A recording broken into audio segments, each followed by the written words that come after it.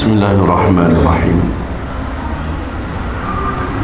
Assalamualaikum warahmatullahi wabarakatuh. Alhamdulillah, wassalatu wassalamu ala habibillah Sayyidina Muhammad Rasulillah sallallahu alaihi wasallam. La hawla wa la quwwata illa billah. Allahumma salli wa sallim ala Sayyidina al-Karim Sayyidina Muhammadin sallallahu alaihi wasallam wa ala alihi wa sahbihi wa man tabi'ahu bi ihsanin ila yaumiddin.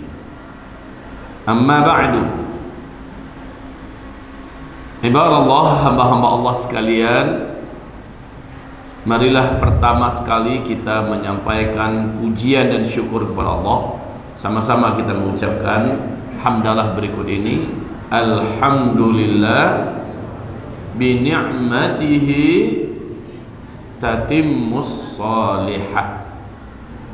Artinya adalah segala pujian hanyalah untuk Allah.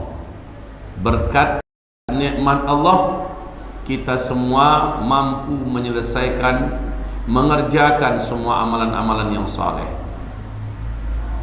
Setelah itu salawat dan salam juga kita sampaikan kepada Sayyidina Muhammad sallallahu alaihi wasallam, dan untuk seluruh keluarganya, orang-orang yang beriman sampai hari kiamat yang mengikutinya.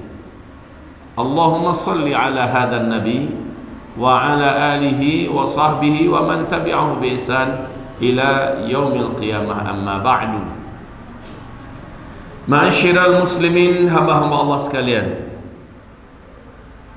puasa di akhir zaman akan sangat berbeda pasti dibandingkan dengan awal zaman. Saya katakan awal zaman yaitu zamannya Nabi Muhammad sallallahu alaihi wasallam. Puasa di zaman Nabi sallallahu alaihi wasallam diisi dengan kekhusyukan, diisi dengan keteladanan dari Rasulullah sallallahu alaihi wasallam. Saya sebutkan sedikit saja gambaran buat Bapak Ibu, kemudian coba banding-bandingkan dengan puasa orang hari ini. Pertama, di bulan Ramadan Nabi sallallahu alaihi wasallam pasti menyedikitkan tidurnya di malam hari. Ini belum termasuk 10 terakhir ya. Di malam hari beliau sedikit tidurnya. Kemudian setelah beliau tidur, beliau bangun, lalu beliau tahajud yang panjang. Setelah itu Nabi Muhammad sahur. Sahurnya hanya 1 gelas air atau air susu tambah beberapa butir kurma. Selesai, Nabi pun berpuasa. Habis subuh tak ada tidur. Waktu subuh masuk, beliau mengimami salat. Habis itu beliau berzikir sampai terbit matahari. Dan beliau pun salat sunat syuruk 2 rakaat di masjid baru keluar. Sampai di rumah beliau melaksanakan salat duha. Ada yang 12 rakaat, ada yang 14 rakaat. Setelah itu Nabi Muhammad sallallahu alaihi wasallam sepanjang siang membanyakkan baca Quran. Beliau baru tidur menjelang zuhur kira-kira setengah sampai 1 jam. Baru tidur. Salat zuhur berjamaah di masjid, salat sunat qabliyah, salat sunat ba'diyah, zikir. Lalu Rasulullah sallallahu alaihi wasallam melanjutkan baca Quran sampai masuk waktu asar. Masuk waktu asar, Rasulullah pun mengimami solat. Selepas solat asar, Rasulullah sallallahu alaihi wasallam beraktivitas dengan keluarganya. Kemudian juga menjelang maghrib, 1 jam menjelang maghrib, beliau sudah di masjid lagi. Berzikir sore, kemudian solat maghrib, berbuka di masjid. Nabi tidak pernah buka di rumah. Nabi Muhammad tidak pernah buka di rumah. Para sahabat juga meniru. Sahabat-sahabat tak ada yang berbuka puasa di rumah. Sampai-sampai ada sahabat minta izin pada Rasulullah, ya Rasulullah, untuk petang ini izinkan saya berbuka dengan keluarga di rumah, boleh tidak ya Rasulullah?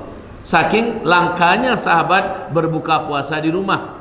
Yang benar itu buka puasa di masjid. Itu yang benar. Maka tidak heran kalau masjid-masjid sedunia Arab, seluruh Arab, bahkan negeri-negeri Timur Tengah yang sudah saya masuki, Pak, laki-laki itu buka di masjid semua. Ibu-ibu baru buka di rumah. Nah, bukaannya Nabi Muhammad SAW, beliau hanya minum air putih atau susu atau madu, ya. Setelah itu beliau makan kurma dalam hitungan ganjil. Kalau enggak 3, 5 atau 7 paling banyak. Setelah selesai, Rasulullah SAW perintahkan qomat.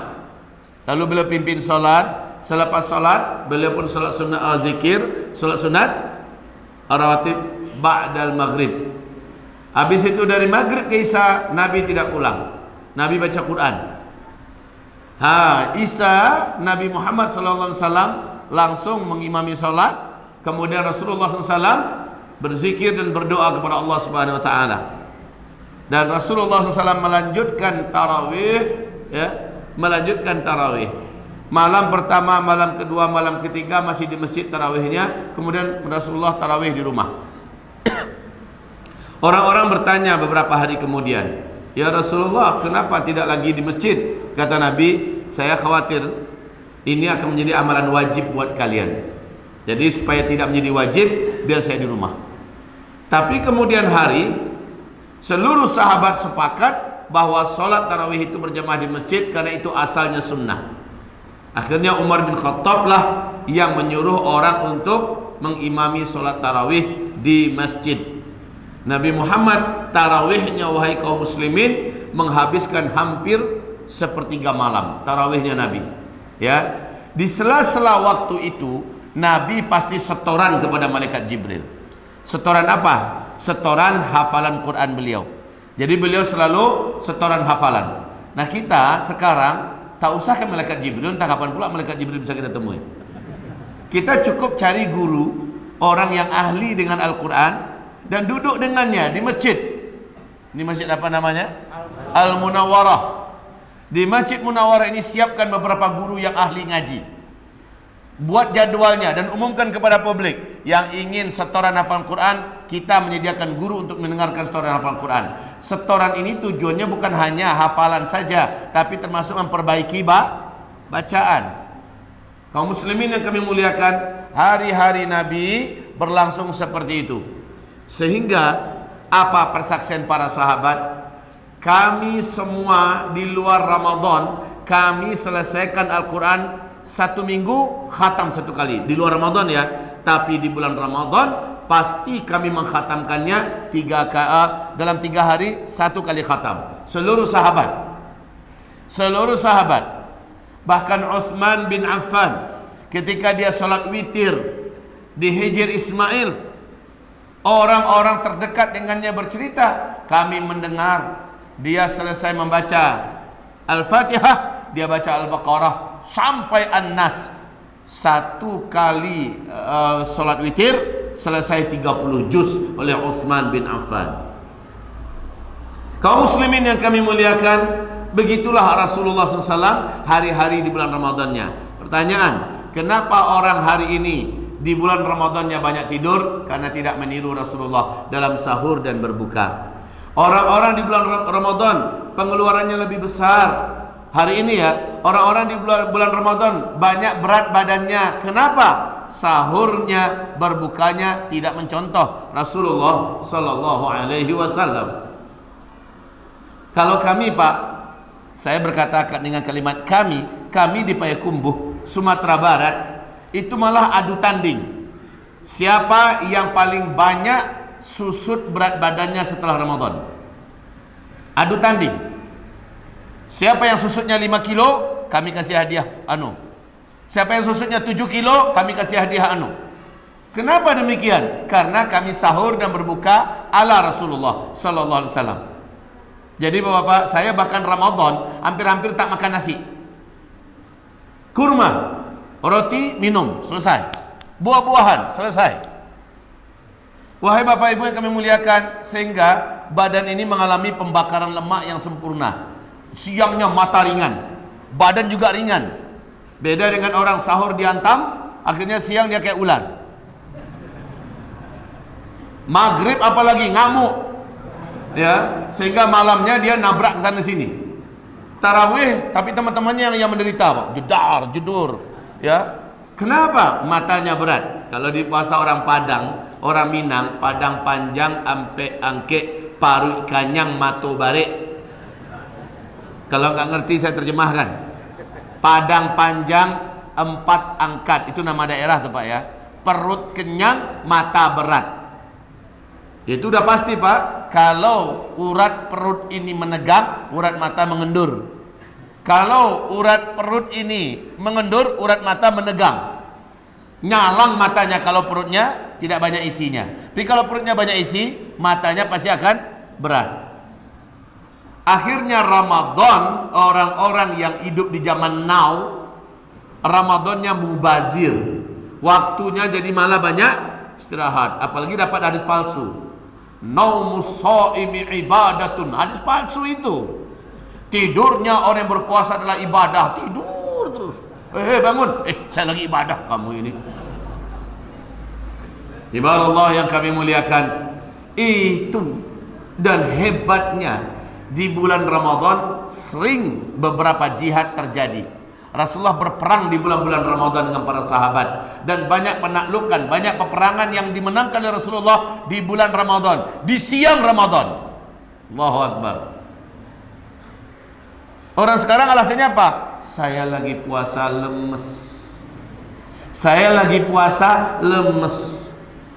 Jadi di bulan puasa kerjanya jadi mengurang, ke kebunnya jadi kurang, ke sawahnya jadi kurang, bawaannya cari bantal di mana berada. Alasannya adalah lagi puasa.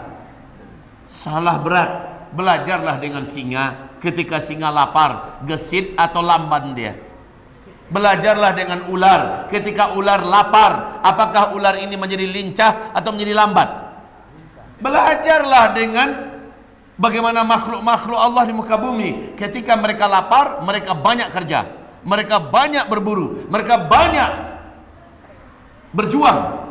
Kita juga begitu. Saat lapar, justru makan dikurangi, kerja diperbanyak. Maka luar biasa Pak, ruhiyah para sahabat menjadi sangat kuat.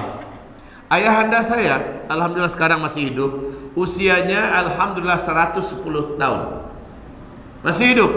Dia cerita saat dia puasa, orang-orang kampung itu kan suka bersawah ya Pak ya.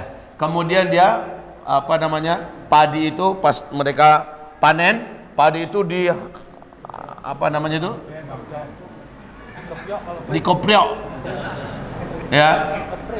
Dikeprik. Apalagi Pak? Jadi kata beliau, teman-temannya yang gak puasa hanya sanggup satu, mereka dah ngos-ngosan. Sementara beliau yang puasa 3 karung selesai sama dia sendirian. Lawan 1 karung. Itu kenyataan. Kaum muslimin, saya wahai kaum muslimin hamba-hamba Allah yang saya cintai, saya bersama santri di bulan Ramadan kami sengaja menelusuri hutan, keluar masuk hutan, ya, kami outbound di bulan Ramadan. Kami sengaja, dan kami ingin buktikan bahwa aktivitas di siang Ramadan tidak mematikan, bahkan membuat kita lebih kuat, energik dan sehat. Baiklah kaum muslimin, jadi bulan Ramadan bulan kurangi tidur. Baik, sekarang hamba-hamba Allah yang saya cintai, sebab apa para sahabat itu nafsunya di bawah kendali mereka, dan sebab apa generasi hari ini nafsunya mengendalikan mereka? Saya ulangi balik. Sebab apa Rasulullah dan para sahabat nafsu mereka itu di bawah kendali mereka, dan sebab apa generasi hari ini nafsunya mengendalikan dirinya? Tak terkendali Pak oleh nafsunya. Itu kelihatan saat makan. Semua hidangan yang ada di meja kayaknya lawan semua, harus dihabisin. Ya. Tapi kaum muslimin yang kami muliakan, kita sadar prinsip Nabi sallallahu alaihi wasallam, makanlah ketika lapar, berhenti sebelum kenyang. Itu hari-hari biasa. Di bulan Ramadan lebih ditekan lagi. Pertanyaan, kenapa demikian Rasulullah? Kenapa demikian para sahabat? Kenapa demikian generasi-generasi awal Islam dulu? Sehingga Allah memuji-muji mereka dalam Al-Quran. Jawabannya, mereka sadar betul hakikat daripada puasa. Puasa bahasa Arabnya apa? Saum atau siam. Ya ayyuhalladzina amanu kutiba alaikumus siyam. Siyam itu artinya apa? Al-imsak itu arti siyam. Apa arti imsak? Menahan. Apa yang ditahan? Ada dua hal. Yang pertama, al-imsaku anil muftirat minal ma'kulati wal masyrubat min tulu'il fajri ila ghurubi syams. Menahan diri dari makanan, dari minuman, ya, dan dari apapun yang membatalkan dari sejak terbit matahari sampai tenggelam matahari. Itu arti siam yang pertama. Terus arti siam yang kedua, al-imsaku, dua-duanya sama-sama imsak ya. Al-imsaku anis syahwat min tulu'il fajr ila ghurubi syams. Menahan diri dari segala syahwat, mulai dari terbit matahari sampai tenggelam matahari. Kalau kata orang Padang, condong matu kanan rancak, condong salero kanan lama. Apa maksudnya? Mata ini cenderung melihat yang ancak-ancak, yang elok-elok, ya, yang cantik-cantik, yang mulus-mulus. Sementara selera ini cenderungnya kepada yang enak-enak. Ini ditahan dua-duanya. Ini yang dimaksud dengan saum. Pertanyaan, kenapa kita harus nahan? Itu makna saum. Coba lihat ya. Di dalam tubuh bapak ibu ada unsur makhluk lain yang dimasukkan oleh Allah, disatukan dengan kita. Unsur makhluk ini disebut dengan nafsu. Nafsu. Buka surat Ibrahim. Buka surat Ibrahim, surat yang ke-14. Di ayat yang ke-22, nanti manusia yang akan masuk neraka siap-siap mau dihalau ke neraka. Bahkan ada yang posisi diseret. Lalu manusia-manusia ini semuanya demo dan menuntut balas kepada iblis dan setan. Gara-gara iblis, gara-gara setan kami akan masuk neraka. Naik iblis ke atas panggung dan pidato di depan manusia. Ya, di surah Ibrahim itu, apa kata iblis? Kalian kenapa hari ini keterlaluan menyalah-nyalahkan saya? Dulu saya di dunia hanya menggoda-goda dan merayu-rayu kalian, tidak lebih daripada itu. Saya tidak punya kemampuan memaksa kalian. Tapi seharusnya kalian mempersalahkan nafsu-nafsu yang ada di dalam tubuh kalian. Sesungguhnya nafsulah yang telah menyesatkan kalian. Itu benar, Pak. Nafsu sebenarnya yang membuat kita semuanya menjadi hanyut dan sesat. Saya contohkan, bulan Ramadan, setan lepas atau diikat? Jawab lagi dengan kompak, dengan mantap. Bulan Ramadan, setan-setan dari bangsa jin ya, bebas atau dibelenggu? Dilepas atau dipenjara? Kata siapa? Kata siapa? Rasulullah yang bersabda demikian. Ya. Apabila Ramadan datang, futihat abwabul jannah, dibuka pintu-pintu surga. Wa ghulliqat abwabun nar, dikunci, ditutup pintu-pintu neraka. Wa suffidati syayatin, seluruh setan-setan bangsa jin ditangkap, dibelenggu, dipenjarakan. Gitu ya. Yang mengatakan siapa? Yang mengatakan siapa? Orang yang tidak pernah bicara dengan keinginan dan nafsu pribadinya. Selalu yang dikatakannya pasti wahyu. Sekarang Rasulullah berkata, bulan Ramadan setan itu dibelenggu, ditangkap, dipenjara. Tapi pertanyaan, kalau begitu kenapa masih banyak di bulan Ramadan orang-orang yang bertindak tanduk seolah setan itu masih bebas? Betul tidak? Betul? Masih banyak di bulan Ramadan orang berzina, betul? Masih banyak di bulan Ramadan orang korupsi, betul? Masih banyak di bulan Ramadan orang yang malah menzalimi, mencuri, orang yang di bulan Ramadan berjudi, orang yang di bulan Ramadan merampok dan sebagainya. Masih banyak di bulan Ramadan orang jahat. Padahal setannya kan udah dibelenggu nih. Lalu apa yang menjadikan manusia seperti setan seolah ada? Jawabannya apa? Nafsu. Yang ada dalam diri kita adalah nafsu. Dan nafsu ini awal penciptaannya unik, Pak. Rasulullah bercerita, awal sekali nafsu diciptakan, dan Allah Maha tahu nafsu ini karakternya adalah pembangkang. Pembangkang, tidak mau diatur dan tidak mau diarahkan. Ini aslinya nafsu.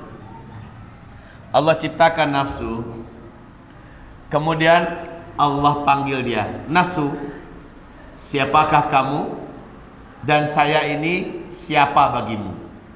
Jawaban nafsu, wahai Bapak Ibu, dengan dingin dan santai, dia berkata, ana, anta. Saya adalah saya, engkau adalah engkau. Nggak ada hubungan antara kita. Maka Allah Subhanahu wa ta'ala perintahkan Jibril, malaikat, bawa ini makhlukku, masukkan dia ke dalam neraka, kurung dia 1000 tahun. Setelah itu dikeluarkan lagi. Ya nafs, qul man anta, wahai nafsu, katakan kamu ini siapa? Saya ini siapa bagi kamu?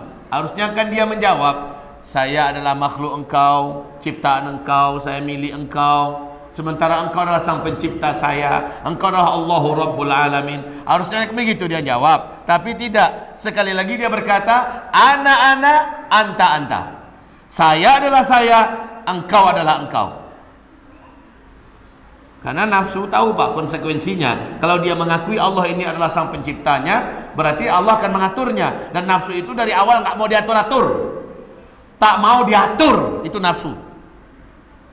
Kemudian Allah perintahkan, malaikat bawa kembali, masukkan dia ke dalam zamharir. Zamharir adalah suatu ruangan yang maha dingin. Kalau api terpanasnya neraka jahanam, kalau salju es terdinginnya adalah zamharir. Masukkan dia ke dalam zamharir dan biarkan dia 1000 tahun di sana. 1000 tahun dilepaskan, nafsu dihadapkan lagi kepada Allah. Lalu Allah kembali bertanya, man anta, kamu siapa? Saya ini siapanya kamu? Sekali lagi nafsu berkata, ana, anta. Keras kepalanya dinampakkan betul, Pak. Saya, kamu. Lalu Allah yang menciptakan nafsu, Allah ini maha tahu bagaimana dan apa kelemahan nafsu. Maka Allah berkata, malaikat, kalian dah lihat semua betapa makhluk yang satu ini melawan, membangkang, tidak mau mengakui dan tidak mau tunduk. Sekarang masukkan dia ke satu ruangan, jangan dikasih apa yang dia mau, tahan, dan jangan diberi dia makan dan minum. Lakukan, hai malaikat-malaikat, apa yang aku perintahkan. Tahan apa yang dia mau, jangan dikasih, dan laparkan dia, hauskan dia. Dimasukkanlah nafsu.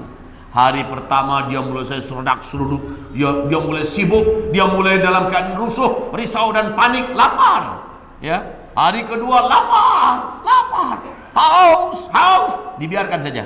Hari ketiga dia mulai jumpalitan, loncat sana, main tak makan, lapar. Ya, lama-lama dia mulai memanggil, ya Allah, tolong, ya Allah, lapar. Lama-lama dia berkata, ya Allah, lepaskan saya. Di hari ke-30 barulah dia dilepaskan, suruh menghadap dengan Allah Subhanahu wa ta'ala. Katakan, siapa kamu dan siapa saya? Nafsu baru berkata, antallah rabbi wa khaliqi wa ana abduka wa khalquka. Engkau adalah Allah yang menciptakan aku, engkau adalah pemilik diriku, aku diciptakan untuk menyembahmu. Aku ini adalah makhlukmu dan milikmu. Coba lihat, Pak, dilaparkan dia, dihauskan. Harusnya begitu diperlakukan nafsu. Oke ya. Setelah itu baru dilepaskan. Tapi Allah Maha tahu nafsu ini kecenderungannya sekali lagi liar. Maka Allah jadikan dalam 1 tahun itu 12 bulan. Dalam 1 bulan ada bulan untuk menaklukkan nafsu. Nama bulan itu adalah Syahrul Ramadan, bulan menaklukkan nafsu. Di bulan inilah nafsu kembali dijinakkan. Jadi tolong dicatat, jangan sampai di bulan Ramadan nafsu kita yang selama ini kita sering dikendalikannya, di bulan Ramadan dibalik, kita yang mengendalikannya, Pak. Dimulai itu dari makan dan minum. Waktu sahur, sahurlah dengan ala sunnah Nabi. Waktu berbuka, berbukalah dengan ala sunnah Nabi. Jangan katakan indah idui awak beko kalau kurma saya awak makan. Tak hidup kita nanti kalau cuma kurma yang kita makan. Demi Allah saya katakan pada Bapak Ibu, orang se-Arab hidup apa tidak mereka, Pak? Hidup apa tidak mereka? Mereka sahur berbukanya makan kurma, Pak. Apa enggak boleh kami makan nasi? Apa enggak boleh kami makan ikan dan daging? Makanlah. Siapa yang larang? Tapi yang benar itu adalah ketika perut tidak lapar, jangan mengingat saya belum makan nasi tetap dimakan, padahal perut sudah tidak lapar. Bapak coba, Pak. Bapak rendamlah kurma itu agak 3 butir atau 7 butir, rendam sebelum berbuka. Apalagi dikasih dengan susu atau madu, ya. Kasih, diminum ya, angan-angan, nanti pas berbuka, habis itu dimakan kurmanya. Biasanya Bapak sholat maghrib, habis sholat maghrib itu terasa perut itu mantap, badan itu terasa ringan, pikiran terasa enak. Ditanyakan lapar tidak? Sebenarnya tidak, Pak. Cuma mindset kita, saya belum makan. Kan gitu tadi, saya belum makan. Yang ngomong itu siapa sebenarnya? Napasu. Itu yang ngomong, saya belum makan.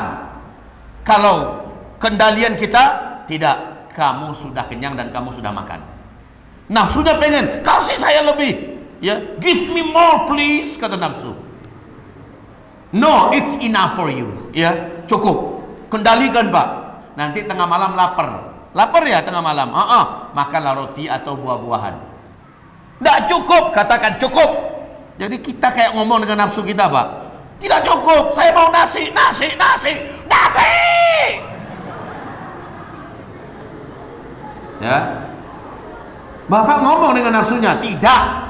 Sekarang bukan kamu yang ngatur saya yang ngatur kamu. Kayak orang gila gitu, Pak. Ngomong dengan dirinya sendiri. Yang diajak ngomong nafsunya, gitu. Bapak-bapak, ibu-ibu, hamba Allah yang kami muliakan. Persis seperti kata Syekh Ibnul Qayyim Al-Jauziyah. Apa kata Syekh Ibnul Qayyim Al-Jauziyah?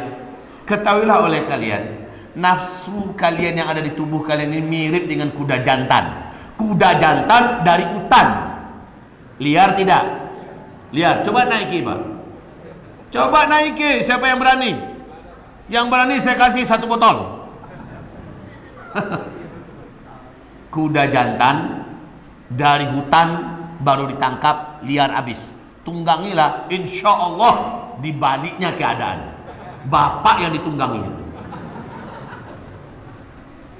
Jadi cara jinakkan kuda itu gimana? Lanjut Syekh Ibnul Qayyim menjelaskan, tempatkan kuda itu di tempat yang tidak leluasa dia menggerakkan tubuhnya. Kunci dia, ya, dengan satu ruangan yang hanya badannya saja. Padahal keinginan kuda itu apa, Pak? Seperti angin. Keinginan kuda itu selalu ingin bergerak, bergerak dan lari, bergerak. Itu keinginannya, tahan. Nama puasa tadi apa bahasa Arabnya? As-saum atau siap, tahan, tahan. Keinginannya apa? Pengen lepas, pengen bergerak, pengen lari. Saya punya kuda, alhamdulillah. Pesantren kita, pesantren yang ada kudanya. Di pesantren kita, santri-santri putra-putri, kita wajibkan dan masuk dalam kurikulum wajib pandai memanah dan berkuda serta memanah di atas kuda. Kudanya lari ya, bukan kudanya berdiri. Dan bukan kuda patung. Betul-betul kuda, bukan kuda poni juga, kuda asli. Ya, kemarin sudah selesai pelatihan putra-putri, lalu kami adu tandingkan, ya. Diadu tanding dalam kelajuan yang gila-gilaan, standar Gelov kuda itu, santri-santri kita melepaskan panahnya. Ini luar biasa, Pak. Jadi kuda yang macam ini, kuda sudah terlatih. Yang saya maksud tadi kuda hutan yang baru ditangkap, jantan pula lagi. Kalau bapak mau menjinakkannya, jangan langsung dinaiki. Kalau bapak langsung dinaiki antara dua, rumah sakit darurat atau kain kapan. Caranya gimana? Caranya kurung dia, kunci badannya, ya, di tempat yang sempit. Serta itu laparin dia, kunci. Jangan biarkan dia leluasa bergerak. Sama dengan orang puasa, Pak. Orang puasa jangan biarkan makan dan minum, tahan. Lalu di malam hari keinginannya juga dikunci. Ketika ada mau melihat sesuatu yang kira-kira kita yakin ini adalah dosa, langsung katakan ana shaim, saya lagi puasa, tahan. Kalau nafsunya mengatakan ancale bilololai, kapan lagi? Ini pemandangan yang langka. Kalau berdosa nanti diselesaikan dengan istighfar. Itu kan kata nafsu. Sementara kita yang sadar bahwa kita akan dibuatnya rusak oleh nafsu ini mengatakan tidak, saya lagi puasa. Kan ada kata Rasulullah, kalau ada orang ngajakmu bertengkar, ada orang ngajakmu berkelahi sementara engkau puasa, katakan ana shaim, saya sedang puasa. Puasa itu artinya menahan. Ditahan, Pak, memang ditahan. Pengecut lo ya, kata orang yang mana-manasin kita. Pengecut lo ya. Ayo berantem, ayo macam-macam lah ajakannya. Katakan ana shaim, saya ini sedang menahan. Saya sedang menahan. Jadi kalau begitu jangan ada ujungnya. Katakan kepadanya, saudara, saya sedang puasa. Alah, alasan saja kamu. Bilang saja kamu takut. Kan gitu dipancing-pancing orang kita, Pak. Yang namanya kita orang Indonesia, ini paling pantang dipancing, ya, Pak. Maka kendalikan nafsunya. Jangan katakan kepadanya setelah berkali-kali dia ulangi, begini saja kawan, kamu kan tahu hari ini puasa, ini kan Ramadan. Kalau kamu memang mau ribut nanti malam, itu sama dengan bohong. Jangan dikasih limit nanti malam. Tar lepas Ramadan, Syawal, lu tunggu dah gua. Di mana saja gua datang. Tapi sekarang malah gua lagi puasa. Jangan kayak gitu, Pak. Jangan ada janji-janji apa-apa. Saya puasa. Harus seperti itu, Pak. Pecah gelas oleh anak kecil kita, jatuh piring pecah, pecah kaca, pecah oleh anak-anak kita, atau istri kita melakukan satu dua hal yang salah. Kita ingat ini bulan Ramadan, ini lagi puasa, tahan. Ya, biasanya langsung dipelototin bini. Uang belanjamu saya kurangi nanti. Tahan. Oke, itu yang disebut dengan puasa, menahan. Baik. Termasuk makan minum. Bapak Ibu yang kami cintai, di bulan Ramadan pasar-pasar itu sepi. Di Indonesia pasar-pasar penuh dan ramai. Apalagi pasar Lambuang. Ada di sini pasar Lambuang. Tahu pasar Lambuang? Lambung itu kan ini pasar khusus untuk berbuka. Woi, la ilaha illallah, penuh sesak. Dari jam 2, jam 3 makin sore hari, wuhui, semua orang penuh tuh pasar. Si bapak dari jauh-jauh hari udah pesan, biniku, coba video call, kasih lihat apa-apa aja yang ada. Tuh. Nafsunya diperturutkan semua. Yang benar itu apa? Istriku, kita sudah standby kurma di rumah. Ini bulan Ramadan. Kita sudah standby kurma di rumah. Kita punya roti dan kita punya susu. Kita ada madu, cukup wahai istriku. Kami katakan kepada Bapak Ibu, kami praktekkan ini bertahun-tahun di Payakumbuh dan sukses besar. Sukses besar. Pengeluaran kami di bulan Ramadan berkurang 2/3, Pak. Pengeluaran kami di bulan Ramadan berkurang 2/3. Kalau menurut survei bulan Ramadan di Indonesia, pengeluaran kaum muslimin 2 kali lipat sampai 3 kali lipat. Betul tidak? Nafsu yang ikuti. Kalau kita mengandalkan nafsu, tidak. Wahai Bapak Ibu, makanya la'allakum tattaqun, tak terwujud setelah Ramadan berlalu, dia masih seperti biasa, nggak berubah. Harusnya Ramadan mencetaknya menjadi manusia yang tattaqun, la'allakum tattaqun. Di Ramadan dia kawal betul solat berjamaahnya, dia berebutan solat di saf yang pertama, solat 5 waktu, solat qabliyah, solat ba'diyah, dia jaga wudhunya, rajin baca Quran, di malam hari dia tahajud, duhanya dia pelihara, menjelang matahari terbit dia zikir, menjelang matahari tenggelam dia zikir, banyak berdoa. Setelah Ramadan kebiasaan ini dilanjutkannya. Masya Allah, dia dalam kondisi sudah pandai mengendalikan dan menunggangi nafsu. Tapi kebanyakan orang gimana Pak? 1 Syawal balas dendam, 2 Syawal perutnya sudah maju, 3 Syawal rumah sakit penuh, banyak orang sakit, mendadak yuk semua dibantai, semua yang nampak disikat, apalagi dengan alasan silaturahmi lebaran.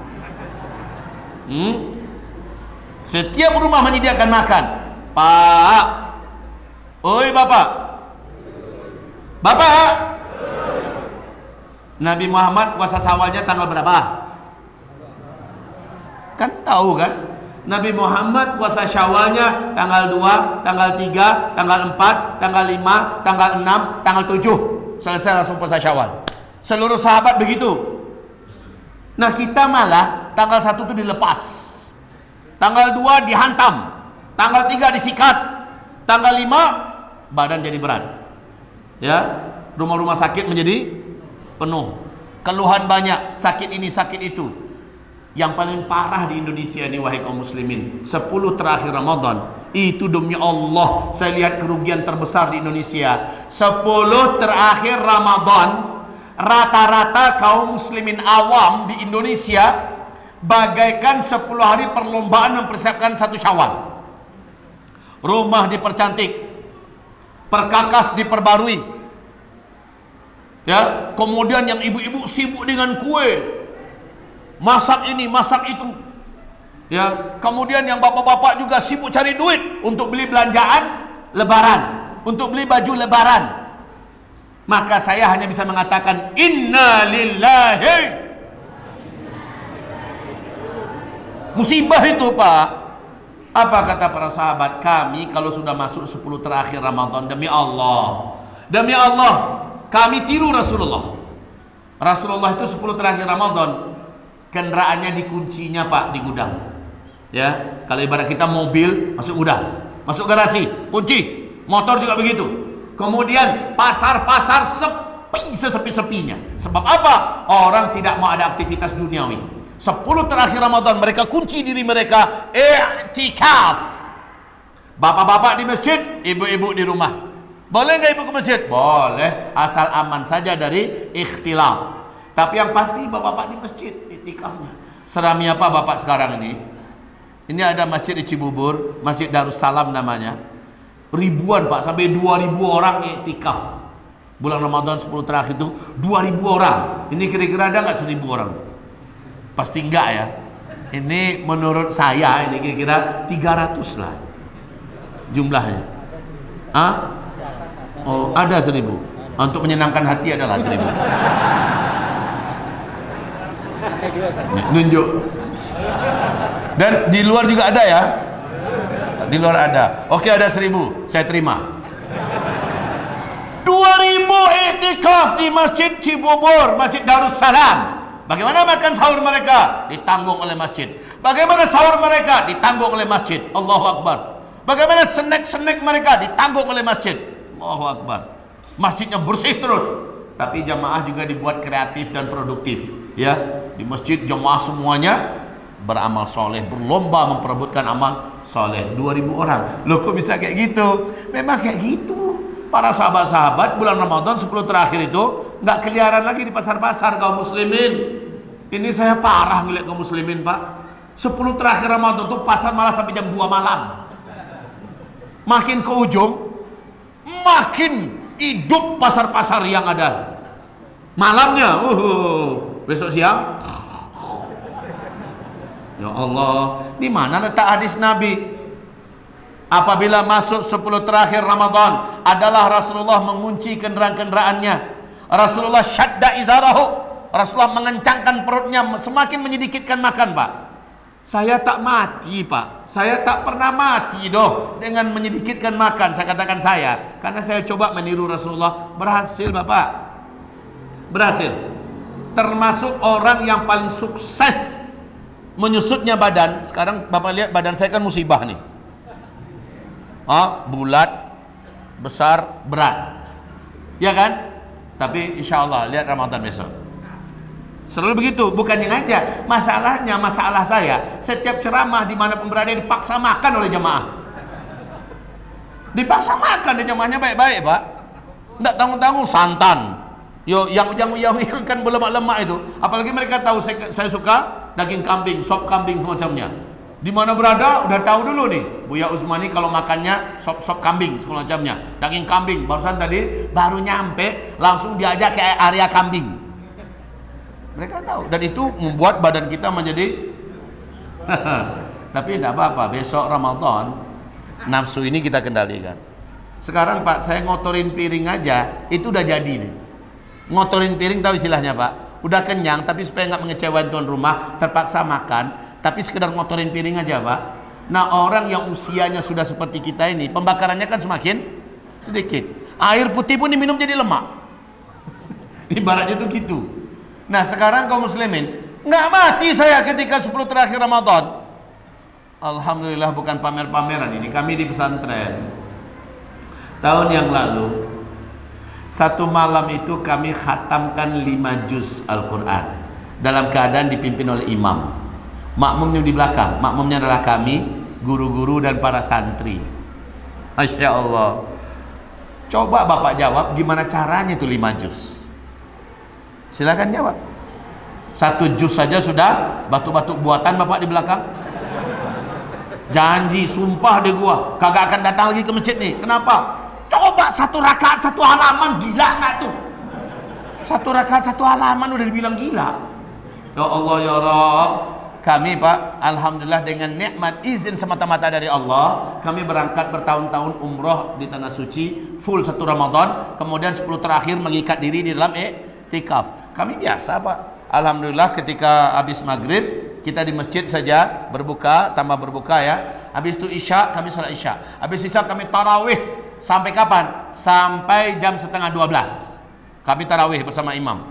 Habis itu kami istirahat sebentar, 1 jam, jam setengah 1 ajakan untuk qiyamul lail, tahajud.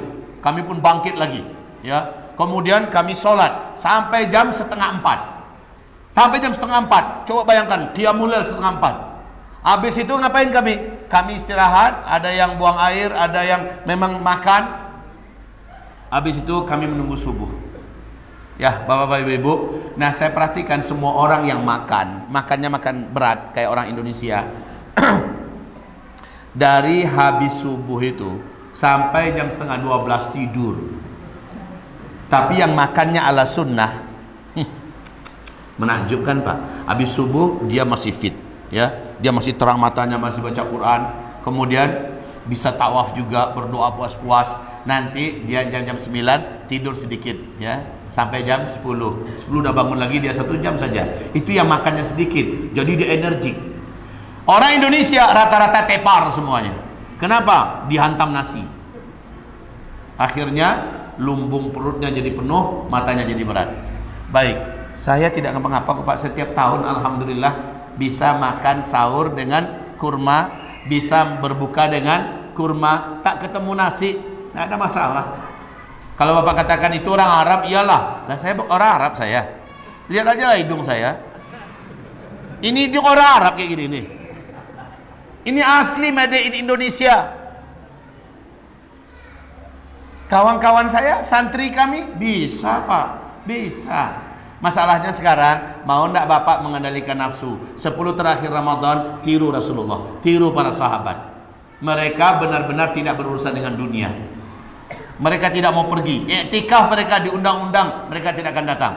Dan tidak ada undangan di bulan Ramadan, khususnya 10 terakhir. Nggak ada undangan, udah kompak. Masjid ini kompak. Semua jamaah yang ada di masjid ini iktikafnya di sini laki-laki. Ibu-ibu ngapain? Ibu-ibu juga nggak sibuk masak-masak Pak.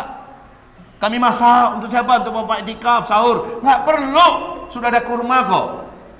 Roti jadi aja dibeli. air susu atau air madu. Sudah selesai. Selesai. Saya rasa kalau Bapak lakukan ini terjadi revolusi ini. Revolusi iman, revolusi Ramadan, ya. Seperti itu Ramadannya yang sahih. Apalagi di malam-malam ganjil. Nah, di malam-malam ganjil ini lebih dahsyat. Rasulullah 10 terakhir Ramadan itu seluruh keluarganya dibangunkan. Bangun. Artinya ada tidur juga, Pak. Tetap ada tidur. Wa aiqadha ahlahu. Nabi membangunkan keluarganya. Tetap ada tidur, tapi paling sejam 2 jam. Bangun. Ya. Kami lanjutkan lagi 10 terakhir Ramadan, Bapak-bapak, di santri. Dengan santri yang anaknya usia 14, 15, 16. Kan itu usia mada itu, Pak, ya. Tahu mada? Usia agak pancaroba, bandel, ya.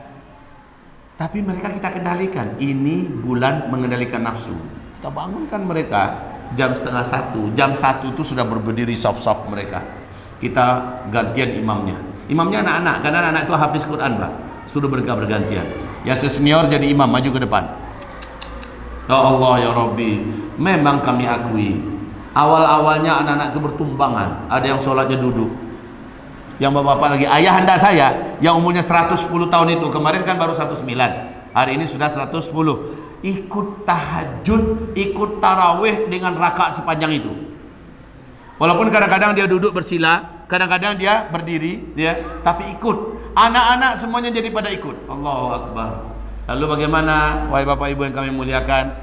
Kami di 10 terakhir Ramadan benar-benar bermaksimal ria. Apalagi 10 terakhir Ramadan yang ganjil, kami tidak tidur, malah tidak tidur, Pak. Kapan kami tidur? Ketika matahari terbit. Jadi setelah zikir pagi, matahari terbit, kami sholat sunat syuruk 2 rakaat. Habis itu kami goro, bersihkan dulu masjid, semua sampah, semua debu, semua apa saja rapikan. Setelah itu jamaah dan seluruh santri tidur. Wah, asik pemandangannya, Pak. Jam 7 itu udah tidur tuh sampai jam setengah 11. Bangun mereka setengah 11, kita bangunkan, ya. Langsung mereka mandi atau ada yang wudhu saja, duha. Masya Allah. Habis duha baca Quran, murajaah hafalan Quran. Wahai bapak ibu, semalaman kami tidak tidur. Itu khusus malam-malam ganjil. Bagaimana dengan Ramadan akhir zaman? Ini kan dikaitkan tadi dengan bagaimana mempersiapkan kita menyambut Ramadan di akhir zaman. Bapak, Ibu setuju tidak kalau ini zaman-zaman akhir zaman? Setuju, ya? Kalau begitu Bapak Ibu setuju bahwa Bapak Ibu juga umat akhir zaman. Setuju, ya? Udah impas. Selamat saya. Selama ini saya selalu dituduh sebagai ustadz akhir zaman. Kalau Bapak Ibu mengakui Bapak Ibu juga umat akhir zaman, klop sudah. Kita sama-sama beriman, kita semua berada di akhir zaman. Maka ketahuilah, puasa akhir zaman mirip dengan puasa awal zaman. Maksudnya apa? Puasanya Nabi dan para sahabat, para tabi'in dengan puasa kita di hari ini mestinya mirip dan sama. At-tarikhu yu'idu nafsahu. Sejarah itu wajib terulang. Nah, sekarang bergeraklah daerah Gisting, ya. Di Gisting dan sekitarnya, seluruh jamaah gerakkan masjid-masjidnya. Kita mau Ramadan tahun ini Ramadannya bersama Rasulullah. Judulnya begitu. Ramadan di masjid ini Ramadan bersama Rasulullah. Bahasanya setiap masjid begitu. Ramadan tahun ini di masjid ini Ramadan bersama Rasulullah. Berarti ada itikafnya. Udah daftar duluan. Kayak sekarang ini udah mulai daftar nih, Pak. Udah mulai daftar. Siapa jamaah yang ikut? Lalu diumumkan, dibuat di papan tulis, si fulan 10 terakhir Ramadan ikut iktikaf. Kalau begitu makan minumnya gimana? Kalau dia mau berinfak, alhamdulillah, betapa mulianya pahala membukakan orang puasa, mensahurkan. Berinfak saja ke masjid, kas masjid ada, ya, masukkan kepada kas masjid. Kalau dia tidak mampu, asal mau iktikaf, sudah, kita yang carikan siapa yang akan membukakannya. Banyak, Pak. Itu akan banyak berlomba-lomba orang yang ingin membukakan orang lain berbuka puasa. Betul tidak? Sahur, jangan cemas. Ya, Daftar saja kalau perlu sebanyak ini yang akan ikut iktikaf. Jangan cemas, nanti gimana kebersihan masjid kita. Gerakkan semua jamaah, Pak. Nggak usah kita suruh mereka akan penuh semangat. Tuh, ada yang nyapu, ada yang menghidupkan mesin penghisap, ada yang menyeka kaca. Masing-masing mereka termotivasi dengan amal. Ya, apalagi kita aktifkan mengundang para dai ulama, membakar semangat mereka beramal soleh di bulan Ramadan. Gitu. Jadi hamba-hamba Allah harus seperti itu. Kenapa demikian? Ujian berat yang akan kita hadapi di hari-hari ke depan itu kelasnya 2 kali lipat, mungkin lebih daripada ujian berat yang dihadapi oleh umat Nabi Muhammad yang hidup di masa Nabi hidup. Berat di masa kita ini, insya Allah bukan hanya saja kehidupan sosialnya yang berat, kesehatannya berat, pendidikannya berat, moralnya berat, politiknya berat, ekonominya berat, ya, budayanya berat dan sebagainya berat. Bencana-bencana alam juga sangat berat. Bukan saja itu, wahai kaum muslimin. Sementara kalau zaman sahabat, ujian mereka adalah ujian teror iman. Mereka dipaksa murtad. Selebihnya apa? Ngadapin musuh. Mereka sering perang. Udah, cukup. Kalau di zaman kita berlapis-lapis. Ketika zaman sekarang, ini fase keempat, Islam sedang tidak memimpin. Yang memimpin adalah orang-orang yang benci kepada Islam, yang jahat kepada Islam, zalim kepada kaum muslimin, zalim kepada para muttaqin, para ulama, zalim. Mereka yang memimpin. Di tangan mereka negara-negara di muka bumi mereka buat menjadi kacau, rakyatnya mereka buat menjadi lemah, jadi penyakitan, virus mereka ciptakan, mereka sebar, ya, dan penyakit juga mereka buat, mereka sebar. Racun-racun mereka buat, barang-barang yang haram mereka ciptakan, semuanya mereka jadikan untuk menghancurkan kita. Setelah itu mereka berupaya siang malam untuk memurtadkan kita. Secara pendidikan mereka rusak otak anak-anak dan generasi kita. Secara akidah mereka murtadkan kita. Secara ekonomi mereka miskinkan kita. Mereka mana mau orang kafir itu membiarkan kita kaya, Pak? Prinsip mereka miskinkan orang Islam, bangkrutkan orang Islam, jadikan orang-orang Islam fakir dan papa. Kadal faqru ayyakuna kufra. Itu mereka sudah tahu. Kalau orang Islam fakir, miskin, mereka mudah diajak kafir. Ini ujian yang kita hadapi hari ini. Secara politik, kita betul-betul dihalau dari panggung politik. Setiap kali umat Islam mencoba untuk tampil, setiap kali pula umat Islam dikhianati. Betul tidak? Setiap kali umat Islam ingin berperan, setiap kali pula umat Islam dikadali. Setiap kali umat Islam ingin maju, setiap kali pula umat Islam ditelikungi. Dan begitulah yang terjadi. Tapi wahai kaum muslimin, ujian ini walaupun begitu, siapa yang lulus dan istiqomah di masa ujian itu, kata Rasulullah, dia adalah saudara yang aku rindukan di akhir zaman. Aku rindu dengan saudaraku, kata Rasul di tengah-tengah para sahabatnya. Lalu para sahabat berkata, ya Rasulullah, bukankah kami saudara-saudaramu? Oh bukan kata Rasul. Kalian ini semua sahabat-sahabatku. Hari ini kalian hidup dan beriman karena kalian melihat aku. Kalian menyaksikan wahyu turun, kalian menyaksikan mukjizatku, kalian perang bersamaku, kalian ada masalah-masalah apa-apa, langsung diskusi dan bicara denganku. Hati kalian cepat teduh dan tenang karena melihat Rasulullah. Tapi yang saudaraku nanti di akhir zaman munculnya, mereka tak pernah jumpa denganku. Mereka tidak pernah menyaksikan wahyu turun. Mereka tidak pernah menyaksikan mukjizatku. Mereka tidak pernah berperang denganku. Kalau mereka ada kejadian apa, masalah apa, mereka tidak bisa berdiskusi denganku seperti kalian hari ini. Tapi walaupun begitu mereka istiqomah. Mereka sabar, mereka tegar, mereka tidak mau menyerah, mereka tidak mau karat, mereka tidak mau mengibarkan bendera putih, dan mereka tetap bertahan menjadi seorang mukmin haqqan di akhir zaman. Itulah saudaraku yang aku rindukan, kata Rasulullah sallallahu alaihi. Terakhir kata Rasulullah sallallahu alaihi wasallam, saya memberikan kabar gembira untuk saudaraku yang hidup di akhir zaman. Berarti untuk kita nih, kalau kita istiqomah, kalau kita sabar dan tegar, ya, saya berikan kabar gembira untuk mereka yang hidup di antara mereka pada masa itu dan dia tegar, dia sabar, dia istiqomah. Mereka berhak mendapatkan 50 kali lipat pahalanya para sahabat. Tercenganglah para sahabat mendengarkan itu. Lalu mereka bertanya, khamsina rajulan minna am minhum ya Rasulullah. Ya Rasul, yang benar aja, 50 pahala kami yang hidup zaman kita ini ya Rasulullah, atau 50 mereka yang hidup di zaman mereka saat itu? Kata Rasulullah, bal minkum, 50 pahala kalian hari ini. Jadi kalau kita hari ini duha, Pak, sahabat-sahabat Nabi duha tidak? Nilai duha kita 50 kali lipat duhanya para sahabat. Allahu Akbar. Kalau hari ini kita tahajud, sahabat Nabi tahajud tidak?